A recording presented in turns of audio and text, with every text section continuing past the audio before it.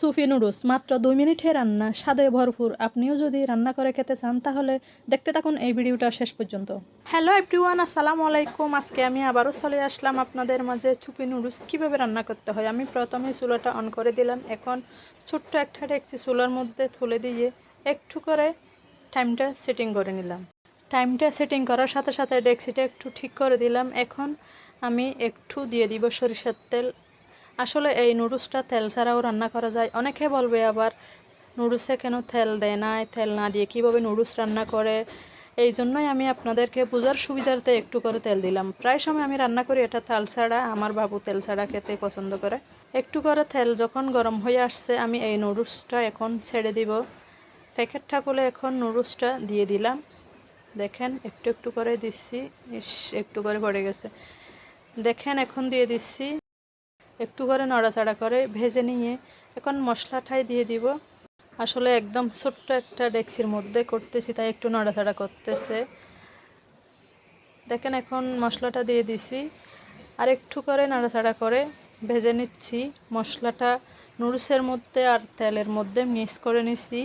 এখন দিয়ে দিব সামান্য পরিমাণ পানি, বাট সামান্য পরিমাণ বলতে ভুল হবে। আমি যতটুকু সুফি নুডলস রান্না করার জন্য পানিটা দিব একসাথে দিয়ে দিয়েছি। দেখেন এখন একটু নাড়াচাড়া করে আমি অপেক্ষা করব একটা ব্লক আসা পর্যন্ত।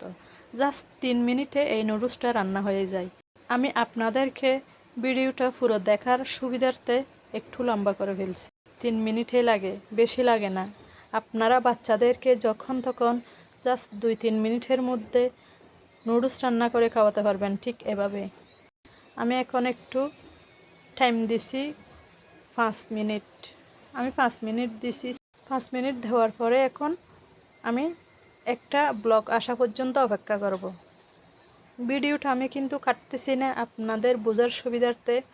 আমার এই ভিডিওটা যদি আপনাদের ভালো লাগে থাকে শেয়ার করে দিয়ে সবার মাঝে ছড়িয়ে দিবেন এবং লাইক কমেন্ট সাবস্ক্রাইব করে যাবেন। আপনাদের একটা শেয়ারে, একটা লাইক কমেন্টে আমাকে নতুন নতুন ভিডিও করতে অনুপ্রেরণা জাগায়।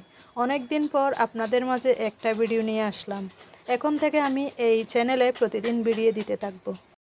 কয় মিনিট লাগে সেটা বোঝার সুবিধার্থে আমি ডাকনা না দিয়ে আপনাদেরকে একদম দেখাচ্ছি কয় মিনিটের মধ্যে ব্লক চলে আসলো।